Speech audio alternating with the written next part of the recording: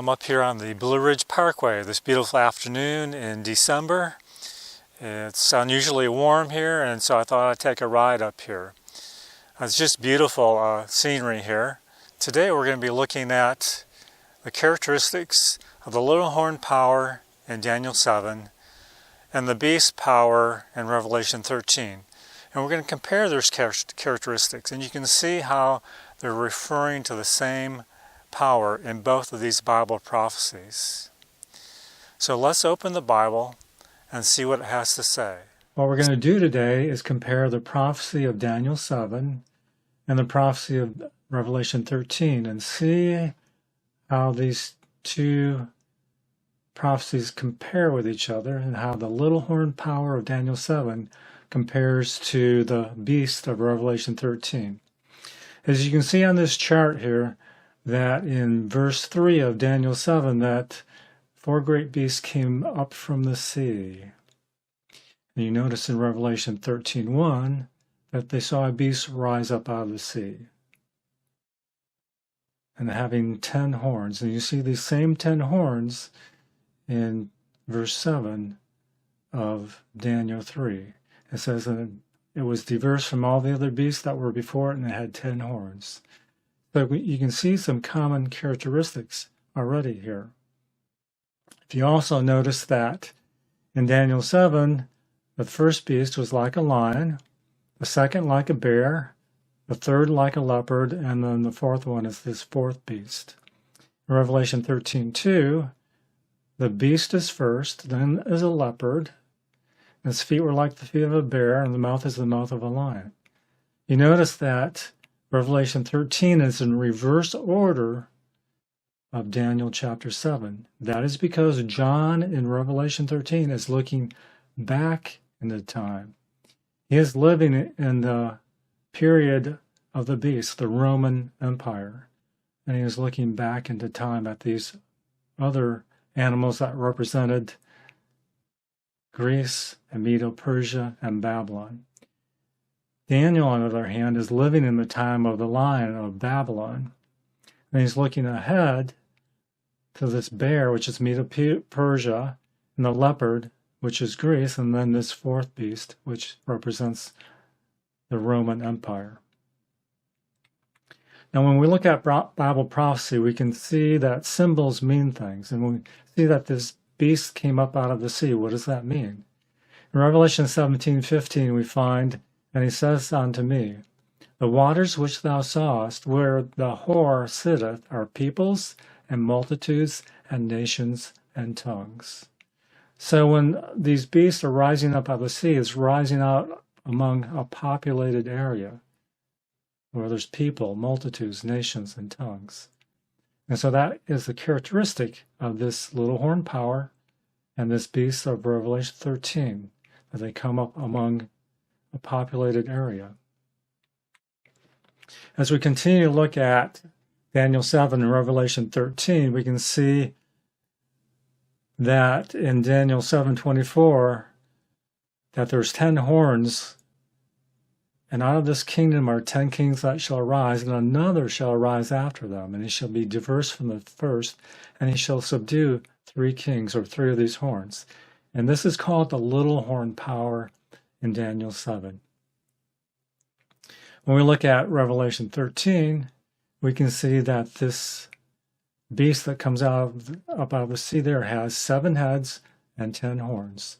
10 horns, just like this beast in Daniel 7. We continue on and look at verse 25 a little bit closer. We can see that this little horn power speaks great words against the Most High, or speaks great words against God. Revelation 13:5, we can see that this beast is speaking great things and blasphemy. So we're going to look at what blasphemy is in just a minute. And also in verse 25, that this little horn power thinks to change times and laws, and that he shall wear out the saints of the Most High, persecute the saints of the Most High, and will be given into his hand until a time and times and the dividing of times. Again, in Revelation 13:5, it says, power was given unto him to continue 42 months. And it was given unto him to make war with the saints and to overcome them. So these are some characteristics that bring us to the conclusion that these two powers, one in Daniel 7, the little horn power, and the one in chapter 13 of Revelation, are actually talking about the same power. So let's go on and look at what this term blasphemy is talking about. I have three sets of scriptures that will help give us an answer to that question. We're going to start in Matthew 26 and read verses 63 through 65. But Jesus held his peace, and the high priest answered and said unto him, I adjure thee by the living God, that thou tell us whether or not thou be the Christ, the Son of God. Jesus said unto him, Thou hast said it. Nevertheless I say unto you, hereafter you shall see the Son of Man sitting on the right hand of power, and coming in the clouds of heaven. Then the high priest rent his clothes, saying, He has spoken blasphemy. What further need have we of witnesses? Behold, now ye have heard his blasphemy. Jesus was just simply telling them that he was the Son of God, and that they would see him, and he used the term Son of Man, sitting on the right hand of power and coming in the clouds of heaven. So we can see from this verse, or these verses, that anyone who claims to be Christ is speaking blasphemy. Let's go on to the next set of verses. This is found in Mark chapter 2, verses 5 through 7. When Jesus saw their faith, he said unto the sick of the palsy, Son, thy sins be forgiven thee. But there were certain of the scribes sitting there and reasoning in their hearts, Why does this man speak blasphemies? Who can forgive sins but God only? So another definition of blasphemy is anybody who claims to be able to forgive sins, because only God or Christ have the ability to forgive sins, no one else. Let's go on to the third set of verses we can find in John chapter 10, verses 32 through 33. Jesus answered them, Many good works have I showed you from my Father. For which of these works do you stone me? The Jews answered him, saying, For a good work we stone thee not, but for blasphemy, because that thou, being a man, makest thyself God. So blasphemy is also claiming to be God. So we have three indications what blasphemy is in these three sets of verses. One is claiming to be Christ, or claiming to have the power to forgive sins, or claiming to be God. In terms of a Bible definition of what blasphemy is, these verses tell us what it is. Continuing on, looking at these verses.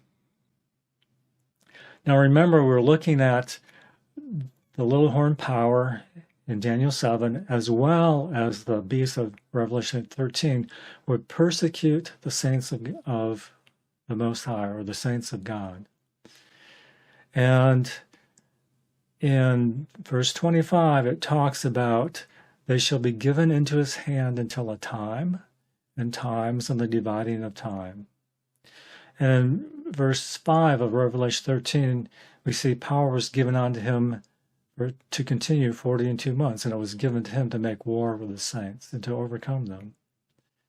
So we have two different ways of talking about time in these prophecies. Let's look into this a little bit further. We're going to go to the book of Ezekiel, chapter 4, and look at verse 6.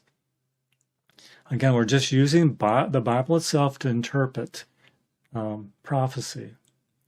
And when thou hast accomplished them, lie again on thy right side, and thou shalt bear the iniquity of the house of Judah 40 days. I have appointed thee each day for a year. So this is a prophecy God was giving to Ezekiel in terms of how long the house of Judah would be punished, and he also gave another prophecy for how long the house of Israel would be punished. But we can see here that each day in prophecy equals a year. So when we go back to these prophecies, we can see that a time and times in the dividing of Ham equals some kind of time, and 40 and 2 months equal another type of way to tell time. So let's look a little closer and see what that means. Now in Jewish calendar, a time is 1 year.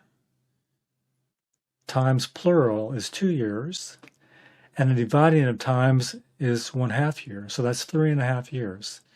So in the Jewish calendar, 1 year equals 360 days. So 3.5 times 360 days equals 1,260 days. And 1 day equals a year in Bible prophecy. So 1,260 days equals 1,260 years. Now in Revelation 13, verse 5, it says that power was given to him to continue 40 and 2 months. Again, looking at a Jewish calendar, these prophecies were given to the Jewish nation, that there are 30 days in a month. So 42 months times 30 days equals 1,260 days, the very same period of time in Daniel 7 and Revelation 13. Also, 1,260 days in Bible prophecy equals 1,260 years. So this power, the little horn power in Daniel 7 and this beast power in Revelation 13, persecute the saints of God for 1,260 years. So we can see that these two prophecies are talking about the same power. And it's represented by the little horn power of Daniel 7, and then the beast of Revelation 13. We also have some other characteristics that are individualized to each prophecy. In Daniel chapter 7, we have this little horn power who thinks to change times and laws. So when you think of laws, you think of the commandments of God. And the only commandment that has to do with time is the fourth commandment, which talks about the seventh-day Sabbath. Now in Revelation 13:3, it talks about that one of the heads of this beast was wounded to death, and his deadly wound was healed. So these are some individual characteristics that we can combine together to give us more information about who this beast power is in Revelation 13, and the same little horn power in Daniel 7. So let's go ahead and list these. These are not all the characteristics, but these are some that we have reviewed today. There are more. So here we find that they both came up out of the sea, that the beast in Daniel 7 and Revelation 13 both have 10 horns. This little horn in Daniel 7 have the eyes of a man. They each are given power for 1,260 days or years to persecute the saints of God. They both speak great things and blasphemy against God, which is claiming to be the Son of God, Christ, or claiming to be God himself, or claiming to have the power to forgive sin, which only Christ and his Father have the power to do that. We can see that this power thinks to change times and laws, and specifically the fourth commandment, and that this power would have a deadly wound that is healed. Now, as you look at all these characteristics, do you have any idea what this power is? I invite you to search to try to determine what this power is. In the next video, we're going to look at these characteristics and see what power this identifies, these characteristics identify. So I hope this piques your curiosity. I hope this invites you to study God's Word further and deeper as you look at these two prophecies in Daniel 7 and Revelation 13. Look around at the other prophecies in Daniel and Revelation. You look at Revelation 12, you'll say the same period of time, 1,260 days, is mentioned. Look and investigate. It will give you more information. Until next time, May God continue to bless you as you study His Word.